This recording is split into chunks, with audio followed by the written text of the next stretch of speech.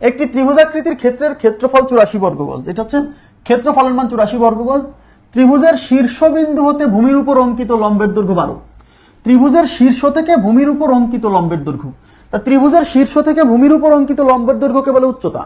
মাথায় রাখবেন, সরাসরি উচ্চতা বলা নাই, বুঝে নিতে হবে যে এটা হচ্ছে উচ্চতা। হ্যাঁ, ত্রিভুজের শীর্ষবিন্দু থেকে ভূমির উপর অঙ্কিত লম্বের দৈর্ঘ্যকে কি বলে? উচ্চতা বলে। আচ্ছা, তাহলে উচ্চতার মান দিয়ে আছে 12 গজ। বলছে তাহলে ভূমির দৈর্ঘ্য কত? এবার ভূমি চাইছে, নো প্রবলেম। তাহলে আমরা সূত্র কি জানি? Half area is equal to half into ভূমি ইন্টু কি উচ্চতা, তাই কিনা? এই এরিয়ার মান দিয়ে আছে 84, তাহলে এটা বসালাম 84 ইজ ইকুয়াল টু হাফ। এই ভূমি যেহেতু বের করতে বলছে, তাহলে আমরা ভূমিকে ধরলাম এক্স, যা বের করতে বলবো সেটাকে এক্স ধরবেন বা এইচ ধরলেন। হ্যাঁ, আর এই উচ্চতাকে আমরা এইচ ধরবেন না, কারণ ভূমিকে এইচ ধরার সুযোগ নেই। এইচ মানে হাইট, উচ্চতাকে হাইট ধরতে হয়, ভূমিকে আমরা এক্স ধরবো। হ্যাঁ, আর এই উচ্চতার মানটা দিয়ে আছে 12। Okay fine. এই 2 দিয়ে এটা যাবে হচ্ছে 6 বার। এই 6 দিয়ে 14কে কাটা যায়, 6 14 84।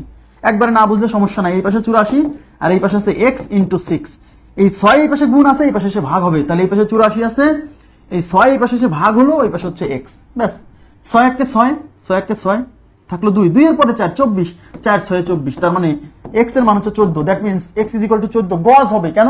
যেহেতু ক্ষেত্রফলটা বর্গ গজ এককে ছিল, ভূমিটা লম্বটা যেহেতু বা উচ্চতাটা গজে ছিল, সুতরাং ভূমিটা গজে আসবে, তাহলে 14 গজ। তাহলে 14 গজ, এই যে দেখেন 14 গজ। ঠিক আছে, ওকে নেক্সট।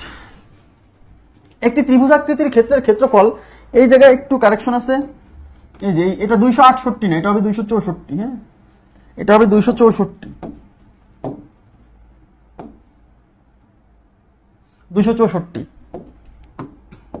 একটি ত্রিভুজাকৃতির ক্ষেত্রের ক্ষেত্রফল 264 বর্গমিটার এবং ভূমি 22 মিটার হলে উচ্চতা কত? তাহলে কি কি দেওয়া আছে? ক্ষেত্রফল দেওয়া আছে, ভূমি দেওয়া আছে, উচ্চতা চাইছে। Okay fine. তাহলে আমরা কি জানি? সূত্র হচ্ছে area is equal to half into ভূমি ইন্টু উচ্চতা, ভূমি ইন্টু উচ্চতা। এই এরিয়ার মান দিয়ে আছে 264। Okay fine, is equal to half into ভূমির মান কত? ভূমির মান হচ্ছে আমরা 22। আর উচ্চতা বের করতে হবে, ধরলাম উচ্চতা এইচ, যা বের করবো সেটাকে আমরা রেখে দিলাম। এবার 2 দিয়ে এটা যাবে 11 বার। এবার এই পাশে 264, এই 11 এই পাশে গুণ আছে, এই পাশে এসে ভাগ হবে, ইজ ইকুয়াল টু এইচ। ব্যাস, এই 26 এর মধ্যে 11 যায় কয়বার? 2 বার। 11 2 22 থাকলো 4, 4 এর পরে 4 মানে 44, 4 11 44, তার মানে 24।